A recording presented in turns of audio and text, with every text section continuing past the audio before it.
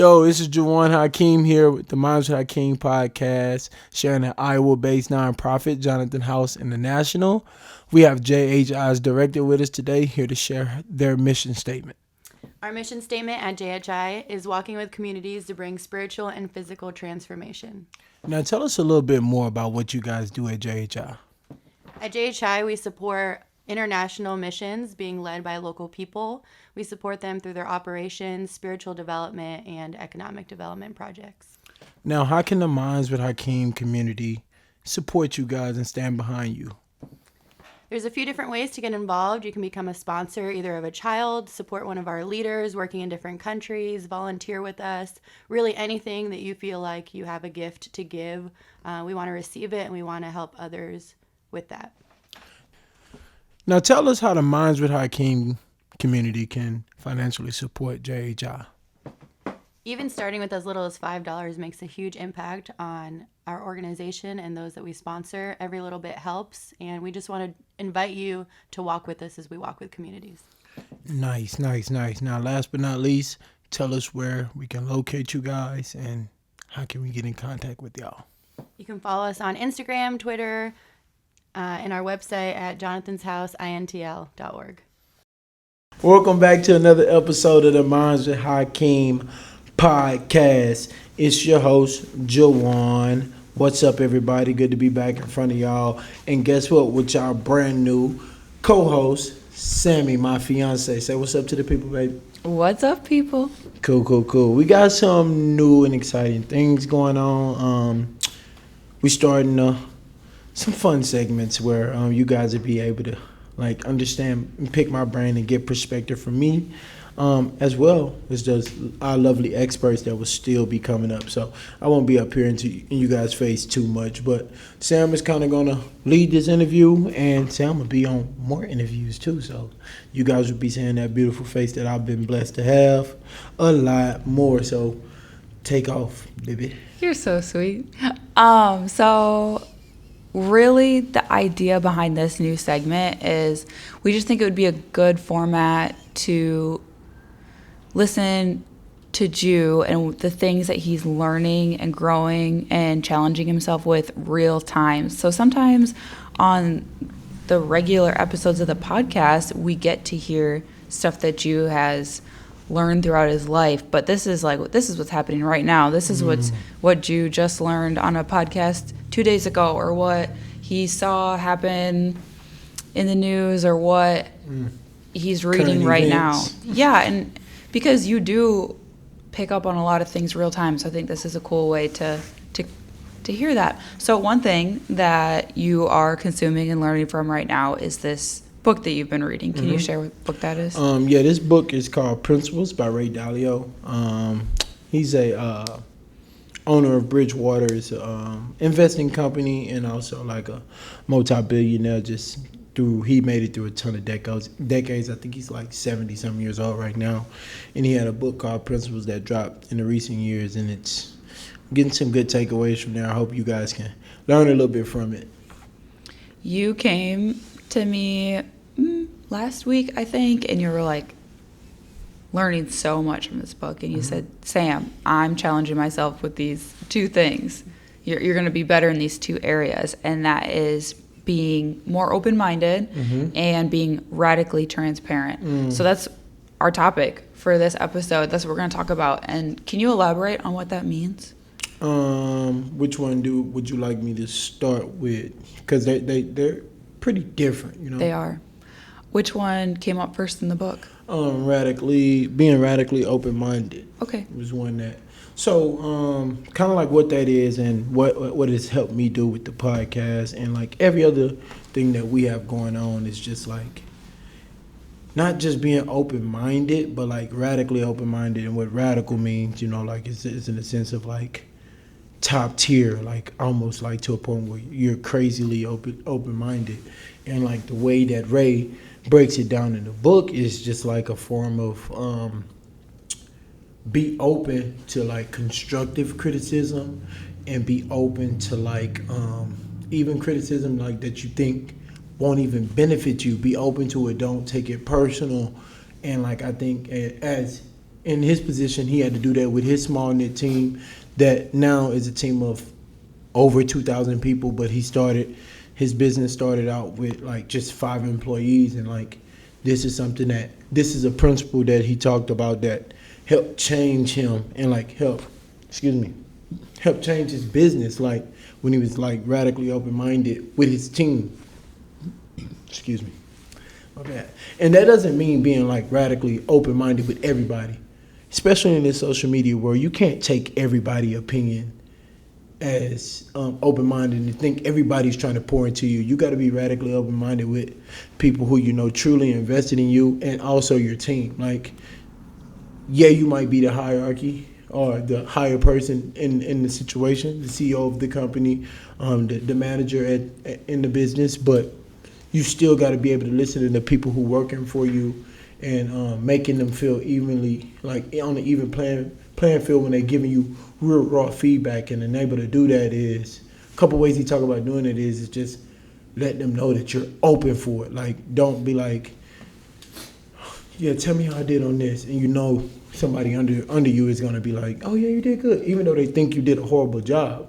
No, let them open up and like lash out. It should hurt your feelings when somebody you trust and somebody who's invested in you or your company is radically open-minded with you, and is radically transparent with you, which is the second principle that you would have to do that we'll talk about later. But being open-minded, you'll allow people to be radically transparent with you. Mm-hmm. So to clarify, because I think when you first brought this idea to me, I just thought about how in general people should be open-minded to other ways of doing things and other beliefs and other lifestyles and stuff like that. But I don't think that this is necessarily, I think he's a bit more specific than that general way that I was thinking. So this is kind of more in leadership positions, being open-minded to say, even though I'm the leader, I might not know everything, and someone else on my team might have a great idea or good criticism, good feedback, and you have, as motorcycle boys, as a leader, it's incredibly important to be able to continue to learn from the rest of your team, even those who might not be superior to you in the organizational hierarchy. I like the fact that you said because I am in a couple leadership roles, but also I'm a really follower of people who I trust and respect. So I think I got to be radically open-minded in those roles too, to where in a position like if I'm in a situation I'm not the leader, it's still good and in your best interest to be radically open-minded, because like some people might take, if you're not radically open-minded, some comments that you might make that I learned from the book is you'll be like, my boss is a D word, or like you'll just be like, you'll have a problem with the upper management of the group. But if you're radically open-minded, you can try to understand where these CEOs, these leaders are coming from on the underneath part as well. So it works both ways. So it's not just for a leader, Yes. but it's for anyone on a team to help contribute to that team's success. Everyone at every level has to be radically open-minded. Yeah. No, exactly, and I think you hit it right on the head. And I came from a leadership perspective at the first point, but like, yeah, if for a team, I've already placed some of these principles that we learned into what we got going with our small knit team, and just listening more and let you guys pour into me, because I know that's one of the hardest things for me personally, to let my team pour in me and like, yo, Ju, you did this, that didn't work. Do something different. And I'm like, it's an ego hit. But basically, you got to kill the ego. If you're radically open-minded, we need to kill the ego in anything that you do. And it's just not business. This is anything in life. You kill the ego, you'll get a lot more farther or closer to what you're trying to accomplish in life if you're radically open-minded. Absolutely. Yeah, I think it also just goes really hand in hand with the other concept that isn't the point of this episode, but you have been talking about from the book, on identifying kind of where the responsibility is. And you've been very quick to take responsibility for when anything goes wrong, even when at a quick glance it doesn't seem like it's your fault. You are more open to taking responsibility for things because at some point when we're collaborating as a team, we all have responsibility to make sure things go well. So that's a difference I've noticed too. That just made me think of that. Let's kind of transition to being radically transparent. Can you explain what that concept is? Yeah, and it basically the two go hand in hand, and I kind of hit on radically transparent when I was explaining radically open-minded. What that means is you can't hold back something you truly feel. You got to be transparent with the leader of the situation. You got to be transparent with somebody who's taking commands from you at the moment, and whenever structure you're in, that person could end up being over you in a couple of months, like literally. So what basically is just being real and authentic with people and their flaws, and also giving flowers too. Like, be radically transparent about the good things that they do. Like, we don't just try to tear people down, like kind of where he was coming from in the situation when he was talking about it. It's like, it's not just to tear people down, it's also to build people up. Like, if you're doing awesome at your job that you do with the podcast, which you have, I got to be able to be radically transparent with you and let you know that, because like, words of affirmation for some people gets it done. You know what I mean? Some people don't. Well, I know that's your love language, but that works for me. But some people don't need that, but still being able to do that, even on the good and the bad side. So they kind of go both ways. Like, in basically being radically transparent is, I'm not withholding no information. If Marquis messing up on something, I'm holding him accountable. Marquis has messed up a lot, but he's also done a ton great. Yeah, Marquis. Shots are fired. No. But that's just what being radically transparent means. Like, I got to be able to pour into Marquis. Marquis got to be able to pour into me and you in a triangle. It kind of comes down to just how important communication is, because, I mean, we've talked about this just in our own relationship. Like, neither of us are mind readers, and so if we want to be better as a couple, we have to speak about expectations and speak those things out loud, because otherwise you cannot expect your partner to understand what's going on. And the same thing goes for a team. That's a fact. That would be great if you could read my mind, though. Yeah, it would be great, because maybe it would bypass some issues. But I think it's just like a healthy thing for yourself too, to be able to put into words what you're feeling and express that in a positive way, or at least a way that that can help change. That can help, right? That doesn't tear someone down. Exactly. What is difficult for you personally about being radically transparent, and what is easy, what comes naturally? Building people up come easy about being radically transparent. Like, and that kind of comes from sports with me. I've always considered myself to be a good teammate, but got to be careful with that. We can always paint ourselves as good people, even if we're not. But like, I think building my team up, especially like with everything we got going, I think building you guys up, I think I'm really good at that. You could tell me on set if I'm not. No, hold that. You are good at that. You're such, I'll just sneak in here and say, you are incredibly motivating, and you do like to encourage people and build people up. Like, that's what makes people so drawn to you, because you uplift them. Even, I mean, in this scenario, we are talking about words specifically, but just like your demeanor, you do want to lift people up. So I agree. I think that comes very naturally to you, that side of being transparent. It's easy for you. Thank you. Yeah, I appreciate that. That's radical feedback on the set. Marquis disagreeing with her behind set. But, no, he's not. but no, and I think the difficult part about being radically transparent is I'm not a downer. Like, if you messing up, or Marquis messing up, or our newest teammate, Kais, messing up, or y'all not doing I feel like y'all not doing your job, it's hard for me to just keep it real with y'all. But like, what I'm learning is I have to, like, in order for us to like go to the next level, I got to do those things. And I think that's important for anybody who's in a small knit team, no matter where you at, or anybody who's in a business and working for an organization right now. It's important for you to be real with people and like give that hard feedback. I know it's probably easier to build people up, but that's something I'm working on now, is getting better at holding people accountable and being real and coming from a place to where they won't take it as disrespect. They're like, oh, okay, he or she actually wants me to get better. Like, we're on the same team. So I got to get better at that part. And I think any entrepreneur who got a team can value from that, just being real with their circle or being real with their team. The thing that we can't pretend doesn't exist is that, along with tough feedback, is hurt feelings. Mm-hmm.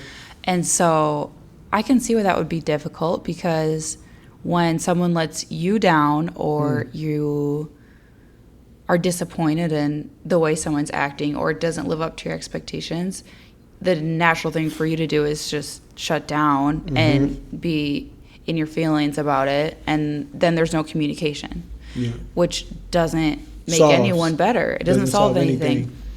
And then it's the same way, like, so yeah, I guess if someone fails, but also like if someone hurts you or someone gives you tough feedback and you don't like it and it hurts your feelings, then again, you shut down and there's no conversation there.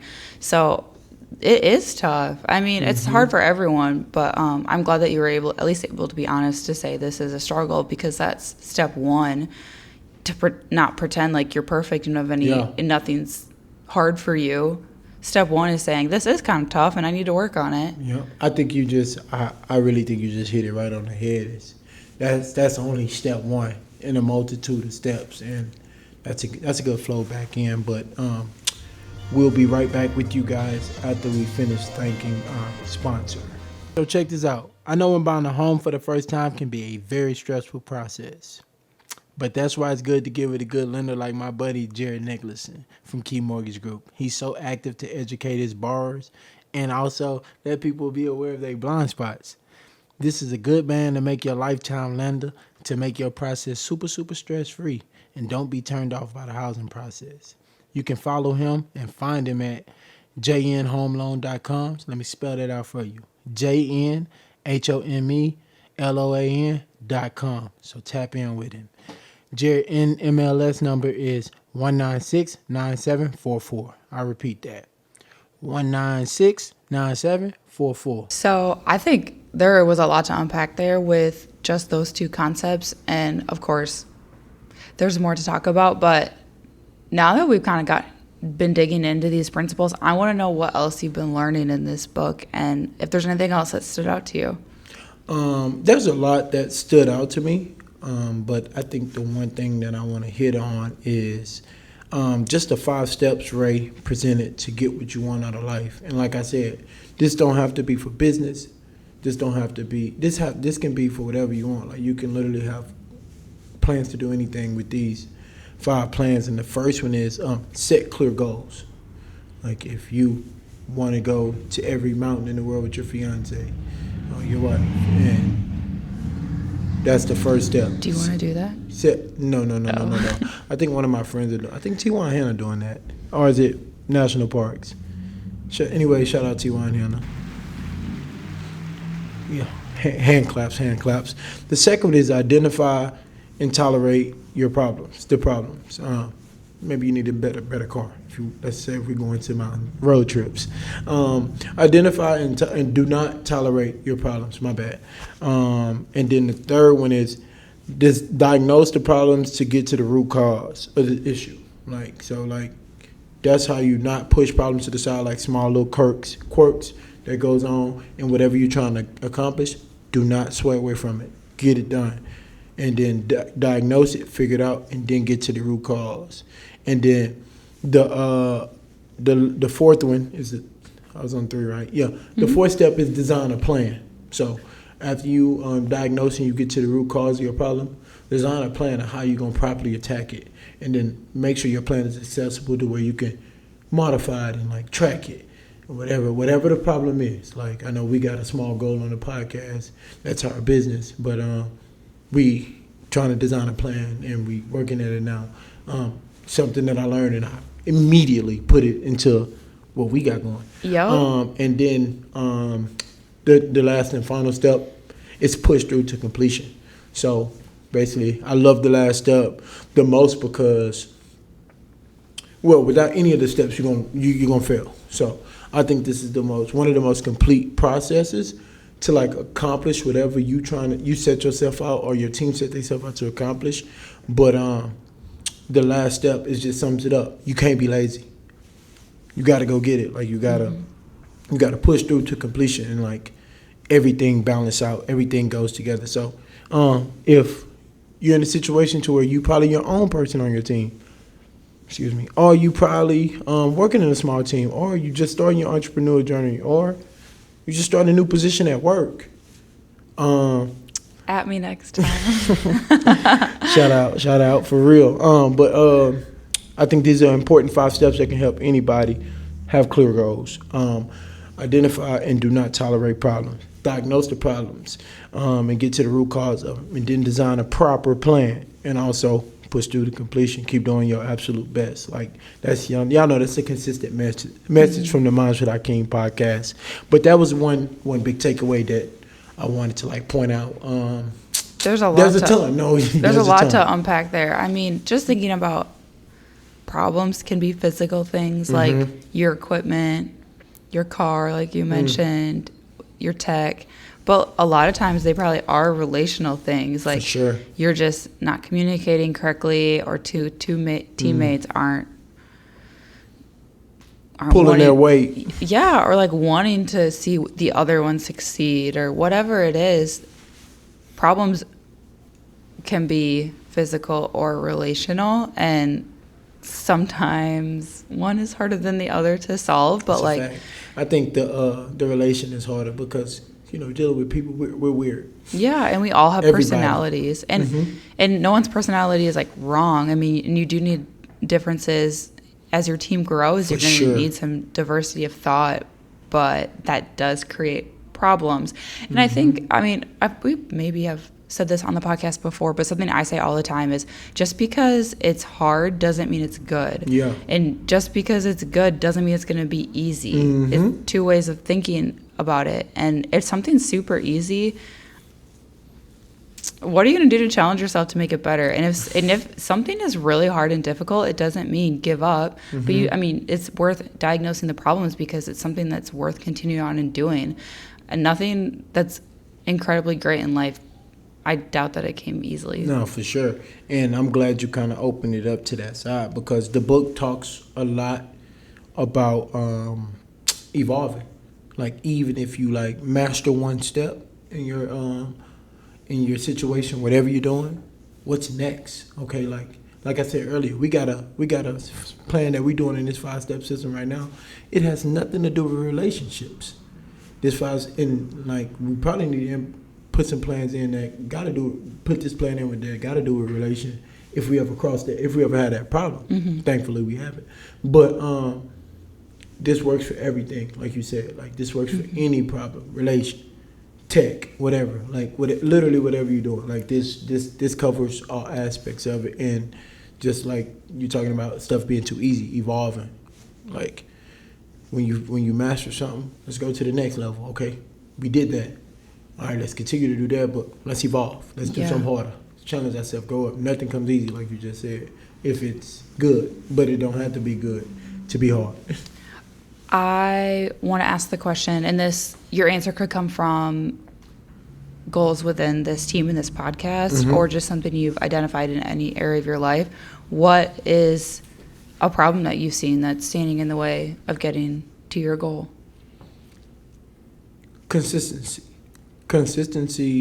and this is pretty much with the pod.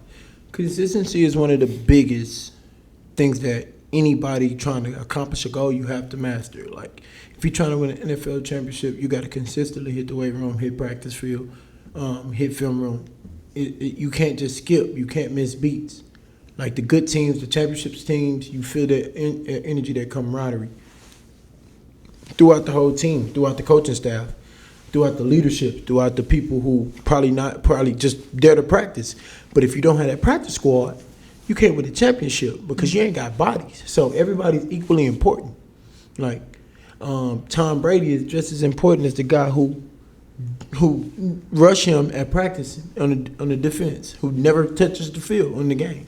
So it's just being consistent, hitting those boxes. And I think when we hit those boxes, we do really well. But and we diagnosing that now as being consistent, and that has nothing to do with nobody but us. Mm-hmm.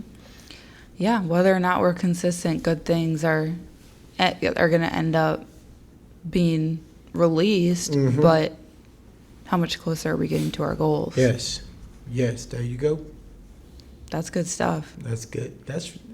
You did a great job on your first. Give me some. Oh, thanks, babe. She gets some hand claps. Got to appreciate our new co-host. Before we get up out of here, though, I do want to introduce. I already introduced her as the co-host, but we do have a new teammate on the Minds with Hakeem podcast. Y'all know this brother. Some of y'all do. His name is Kais Randall. Marquis, make sure we throw a picture of Kais in here on the YouTube. But we welcome you on the Minds with Hakeem podcast, brother. We know you finna help us do astronomical things, and guess what? It's just as much your show as mine, man. So be looking out for Kais. We got a team appreciation coming up on the ground. We're gonna take care of, so you can get to know the squad, and we appreciate and love you guys so much for everything that y'all do for the podcast. Whether it's meal giveaways, please forgive me. Please remind me if I forget something. Community workouts, supporting the pod.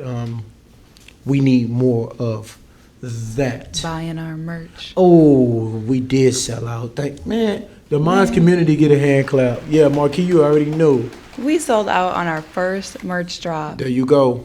In 2 days. And that wouldn't be possible without you lovely human beings. So we do appreciate y'all.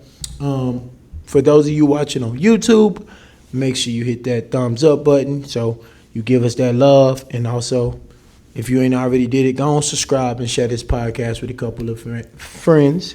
Apple, please rate and review. Give us your honest rating. If we got up here today and gave y'all a 1, give us a 1. Do you have 1 star. Do you have your phone on you? I'm sorry we didn't talk about this before. I don't. I didn't know if... Okay, next episode, we're going to read... She's saving some juice for you. Yeah, stay tuned because She's we'll be reading a review from the podcast app. Yes. If you guys are leaving reviews there, you might be the lucky chosen one. Or on YouTube. Yeah. So. Like leaving a comment. Yes. Mm-hmm. If you guys are posting on our stuff, we want to shout you out. So randomly, we're going to keep reading reviews like Drew's done before. Because...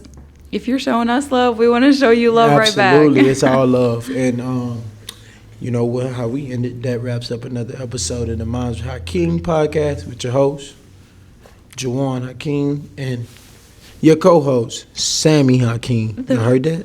The future Sammi Hakeem. Ooh. And we out. Peace.